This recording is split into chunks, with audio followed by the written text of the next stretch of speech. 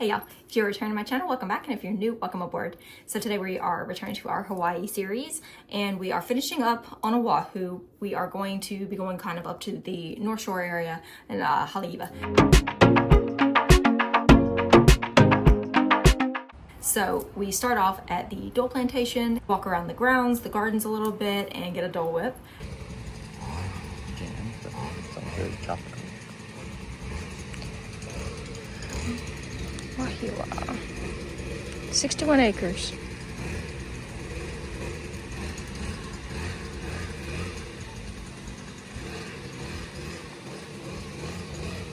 Honolulu cannery, where they can the pineapple. Which is over by, that's what was over by Costco. Oh, really? Pretty sure. I mean, that was a Dole cannery over there by Costco. I don't know if it's that specific one or not. This is some pineapples. Look at them. This is how they grow. We grew ours in pots, and it took 3 years. 3 whole years. You got a tiny We got one probably that size. Like there. Yeah, I mean, we were able to eat it. It was ripe. That's how they harvest them. There's where they grow. And here's red dirt. Operated by a crew of 18. 350,000 pounds of pineapple in one 8-hour shift. Look at the monsteras in the wild. Just vibing. Oh, yeah, nice. Just chilling. Growing to casually be the size of a tree. How do they survive right there? That's like dead. That's sunny. Sun. Right, that's like straight sun. Well, you see these are much smaller than the guys under the shade. Right. Oh my Little lizard, little gecko. God, you are so cute. God, I love geckos. He's vibing. He's like, what do you want? Leave me alone. Oh, that photo. Been hanging out. Immaculate.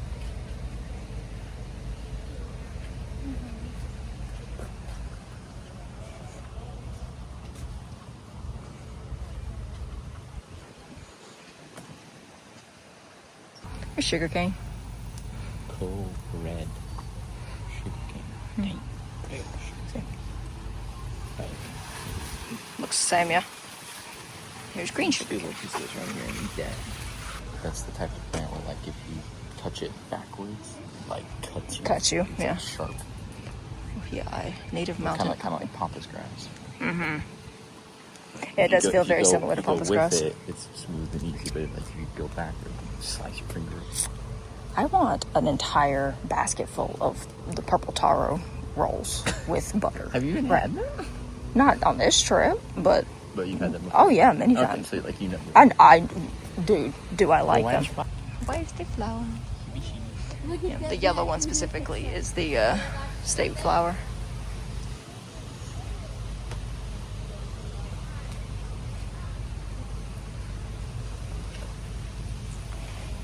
Look at that guy.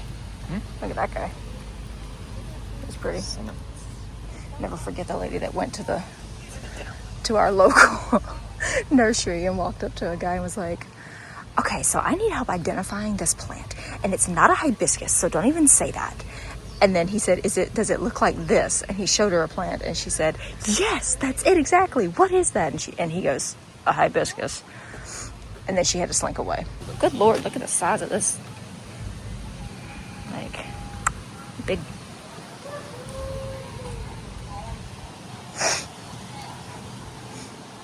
Yeah, that crazy. Go get some shade.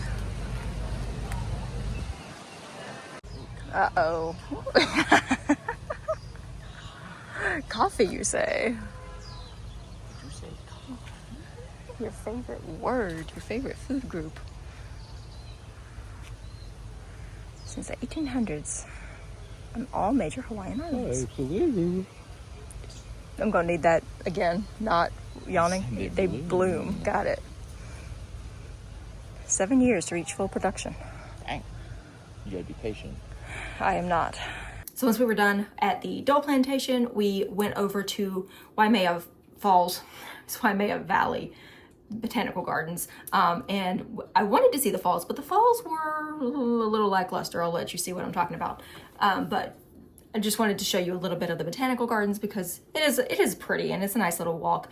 It was $25 a person to get in. Not sure I would do that again, especially knowing that the falls were not flowing like they usually are. It has been a very dry season in Hawaii. So, you know, looking at the flowers and the gardens was nice. But then when we got to the waterfall, I was expecting to see what I saw when I was a child. I remember it very vividly. They used to actually have cliff divers when I first moved to Hawaii. They had a cliff diving show that they would do there. They stopped doing that probably because the water is not actually that deep. I think it's only like 30 feet deep, which seems deep, but not if you're diving. Anyway, so the falls used to look like that. There's me. That was when I was 10. And this is what it looks like today, or the day that we were there anyway. So it was a little lackluster, but the gardens were pretty. And once we left the waterfalls, we made our way back through the kind of village that they have set up, showing you some of the traditional Hawaiian shelters and the different types of buildings that they would have had in a village. So you can pause to read if you want, but I'll give you the gist of it. The first one is the Halinoa, which is the sleeping house. And this was special because men, women, and children all would gather there together. So you would have a spot where you would like chill and hang out and play games and that kind of thing, and then you would have a bed for sleeping. So that was unique in the fact that there was no separation of the genders in the sleeping space, because in the other spaces you'll see that there was a kapu system where the women and men were pretty segregated as far as what they could do. The Haleina is the women's eating house, women and children. They would eat in there. The men would eat separately, and they actually had different things that they could eat. Women couldn't eat certain things. Pork was among one of the things that the women could not eat. So there was separation there. Next is the Haleola, which is the house of healing, which is basically the infirmary. So when you were sick, this is where you went, and they had some setup showing you some of the like medicinal herbs and plants and stuff that they would have used. The last one that I'm showing you is the Hale Kahumu, which is the cooking house. And like I said, the men and women did everything separately. The men were responsible for cooking, and they typically did it outside. But this was if there was inclement weather, if it was, come in here and do the food prep. And this was also where they stored some of the cooking implements and materials. After that, we headed over to my favorite town in all of Oahu is Haleiwa, which is the little surfing town on the North Shore. It's not North Shore proper. It's not all the way up next to Kahuku, but it's like the cutest little surf town. And so we went down to Giovanni's. We had the garlic shrimp, which is what everyone gets. And there were chickens everywhere. And I wanted to show you, Cameron had this little friend that sat next to him basically the entire time we were eating, and he would not leave. He just like sheltered up under Cameron, and he was so cute. So after we had a little lunch, then we did go over to Matsumoto's, which is one of the things that I was looking forward to the most about going back to Hawaii, is getting an actual shave ice. So we went to Matsumoto's, and there's the line to get in. When I lived there, you used to just go in the front door. This was like before social media. You would just go in the front door, and it was like a little grocery store, and you would just go to the back and you'd order your shave ice at a counter and you would leave. Now there's like a whole queuing system. We waited in line for about 30 minutes. It wasn't too bad. They really have their system down. You can get one of their preset little flavor combinations, or you can mix up to 3 flavors. We did opt to get the ice cream on the bottom, and then we got banana, strawberry, and blue vanilla were the flavors that we got, because that is the traditional rainbow that I used to always get. So that was the flavors we got with the ice cream underneath. And there's them making our shave ice and handing it to us. So that's it for our North Shore day.